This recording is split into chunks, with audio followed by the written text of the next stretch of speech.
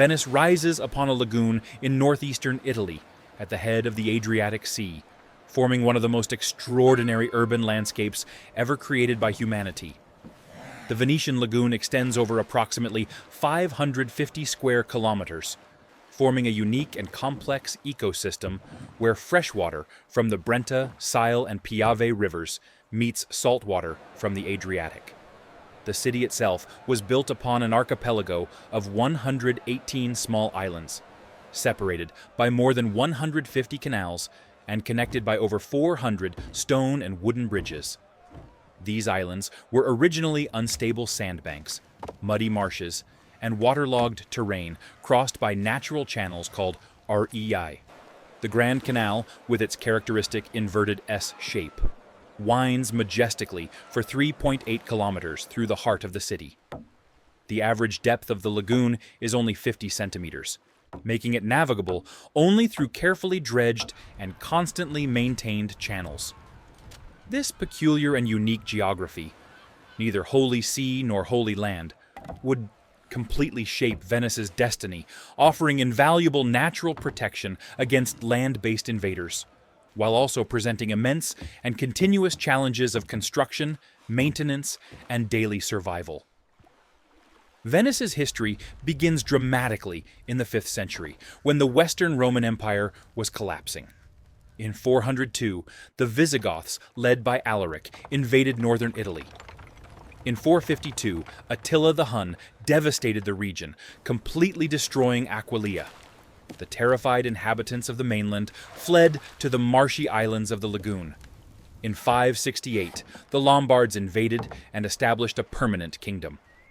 This time, many refugees decided to remain permanently on the islands, preferring the harshness of island life to mainland violence. These early Venetians developed revolutionary construction techniques, driving thousands of wooden stakes deep into the sediment until reaching compacted clay. Upon these stakes, they built platforms and stone foundations. The Basilica of Santa Maria della Salute rests upon more than 1 million stakes. The first settlements concentrated in Torcello and on the Rialto Islands, which would become Venice's heart. In 697, the first doge was elected, Pauluccio Anafesto, creating an innovative republic.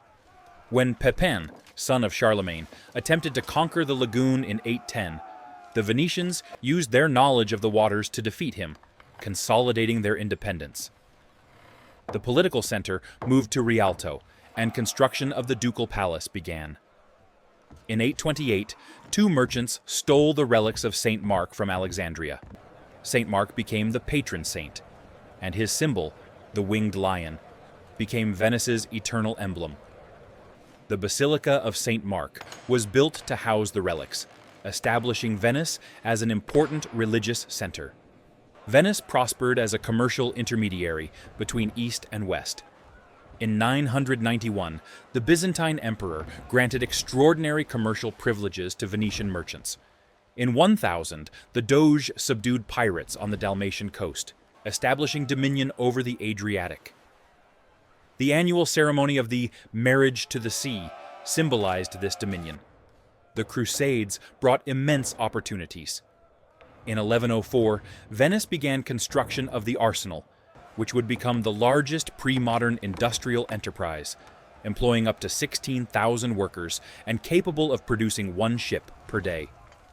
The Fourth Crusade in 1202 to 1204 was the most controversial and lucrative moment.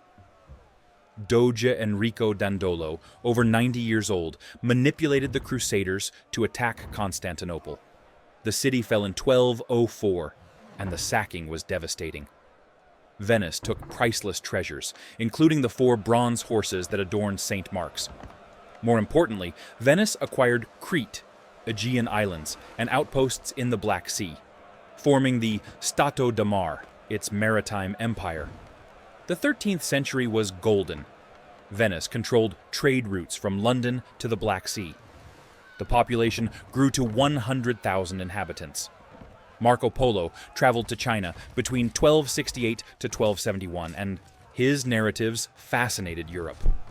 But Genoa disputed the same routes. Between 1256 and 1381, the two republics waged bloody wars. The final confrontation was the War of Chioggia in 1378 to 1381. Genoese penetrated the lagoon and captured Chioggia. Venice seemed doomed, but blocked the enemies, forcing surrender after 6 months. Venice emerged as the dominant power. The political system matured. The Great Council included all aristocracy. The Senate dealt with foreign policy. The Council of Ten handled security. The Doge had prestige, but limited power. This system maintained remarkable stability for centuries. The 15th century brought seismic challenges. In 1453, Constantinople fell to the Ottoman Turks. Venice fought costly wars, losing eastern territories. In 1492, Columbus reached the Americas. In 1498, Vasco da Gama sailed around Africa to India. Direct ocean routes broke Venice's monopoly. But Venice adapted, conquering territories on the Italian mainland. In 1508, the League of Cambrai, a coalition of European powers, tried to destroy Venice.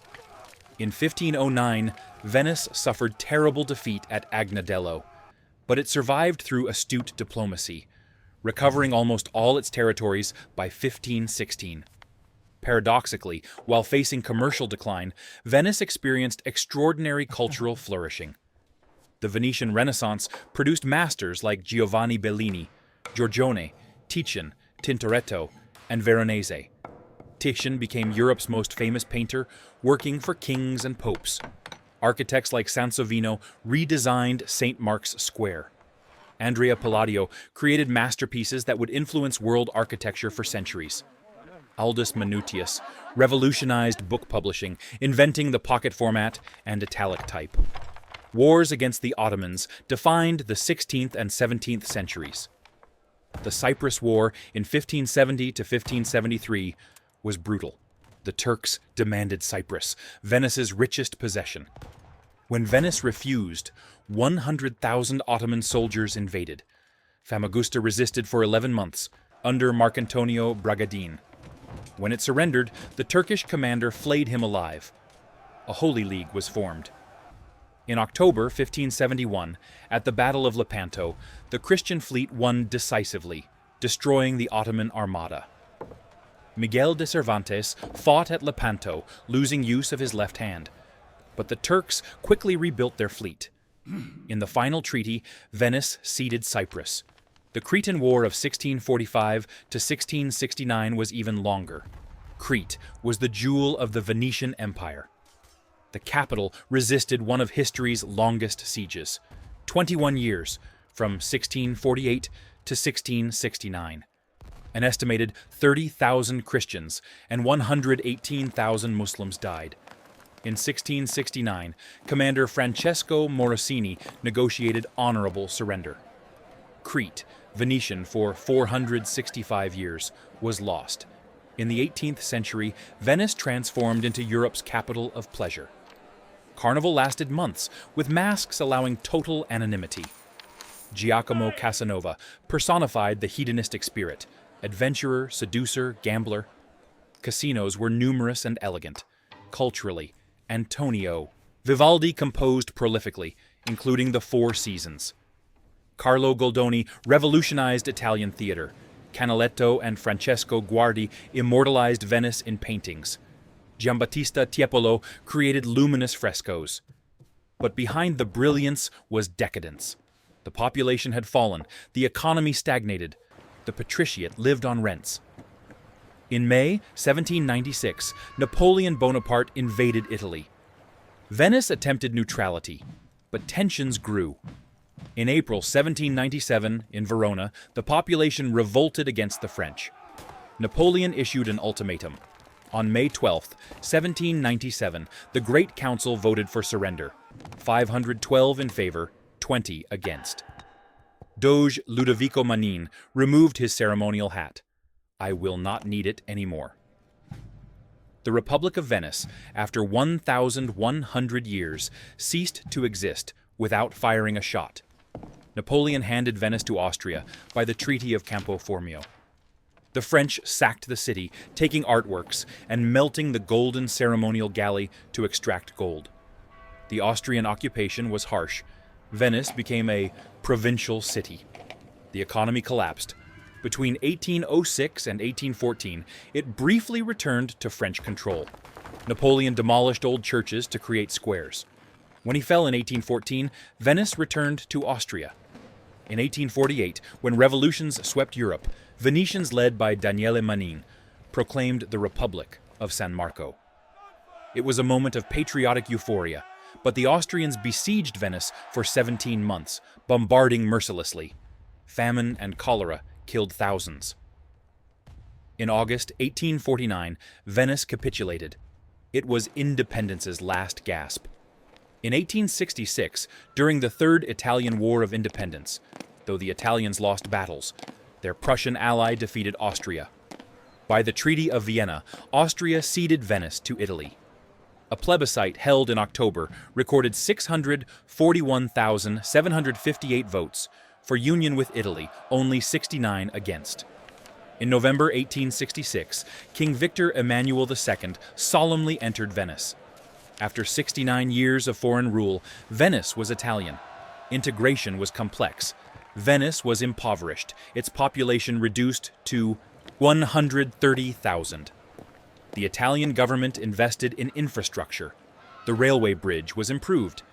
In 1895, the Venice Biennale was inaugurated, which would become one of the world's most prestigious cultural institutions. In 1917, development of Porto Marghera as an industrial center began, bringing jobs, but also pollution. During World War I, Venice was dangerously close to the front. It was bombed by Austrian aircraft. The fascist period from 1922 to 1943 brought infrastructure. Mussolini built a highway parallel to the railway bridge in 1933. The Venice Film Festival, founded in 1932, became the world's oldest festival. But fascism also brought racial laws in 1938, discriminating against Jews. During World War II, bombing hit Marghera. Between 1943 and 1945, 246 Venetian Jews were deported to extermination camps. Only 8 survived. The city was liberated in April 1945. The post-war period brought serious structural problems. Underground water extraction for industrial use caused subsidence. Venice sank about 12 centimeters between 1900 and 1970. Climate change is raising Adriatic levels. Acqua alta became increasingly frequent. The most devastating flood occurred in November 1966, when water reached 194 centimeters, flooding 90% of the city. The population plummeted from 175,000 in 1951 to about 50,000 today. Young people moved to the mainland. Houses became hotels or second homes. Tourism exploded, 25 to 30 million visitors per year. On peak days, 100,000 tourists flood a city designed for 50,000 residents. Giant cruise ships navigated the Giudecca Canal, threatening foundations. Facing threats, the Mose project was conceived after the 1966 flood. Started only in 2003 due to debates, costs of 5.5 billion euros, and corruption. Mose consists of 78 mobile gates at the lagoon's 3 entrances. When floods are predicted, compressed air is pumped, making the gates emerge and create a temporary barrier. The system was completed in 2020. On October 3, 2020, it was activated for the first time in a real situation, protecting Venice from a 135-centimeter tide. Since then, it has been activated dozens of times successfully. It is an engineering victory, but also a reminder that Venice needs constant active protection. In 2021, the Italian government finally banned large cruise ships from sailing near St. Mark's Square. They now dock in Marghera. In 2024, Venice began experimenting with an entrance fee for day trippers during peak periods, trying to control numbers. Millions are spent annually restoring buildings. International organizations raise funds for conservation. Today, Venice is paradoxical. It is a UNESCO World Heritage Site, one of the planet's most visited cities. The Basilica of St. Mark still gleams with golden mosaics. The Ducal Palace impresses with interiors painted by Tintoretto and Veronese. The Rialto Bridge, rebuilt in 1591, arches over the Grand Canal.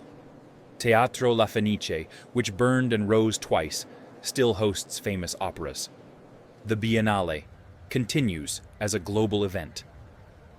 The film festival attracts stars. The Regatta Storica maintains traditions. Carnival, revived in the 1980s, attracts millions. But Venice faces existential questions. Can it survive as a living city or become a theme park? How to balance preservation with modern life? How to protect against climate change? MOSE offers defense against floods. Initiatives attract young families with subsidies. The COVID-19 pandemic offered an ironic pause, with tourists absent in 2020 to 2021. Venetians rediscovered their city, and there were discussions about rethinking the tourism model. Venice is a testament to humanity's capacity to create beauty against all odds. Built where no city should exist, upon marshes and mud, it became one of history's most sophisticated civilizations. It faced invasions, empires, wars, economic changes, occupations, and disasters, surviving for over 1,500 years. Today, it struggles to remain a living city against mass tourism and climate change. But if history teaches anything about Venice, it is never to underestimate the Serenissima. A city built upon the impossible, which survived the unimaginable, which transformed every disaster into opportunity, deserves our bet on its survival. Venice is more than stone and water. It is a testament to human persistence. While tides rise and fall in the lagoon, while gondolas glide beneath bridges, while golden light illuminates the facades of St. Mark's, Venice will continue being what it always was, an impossible miracle that stubbornly refuses to cease existing. La Serenissima endures.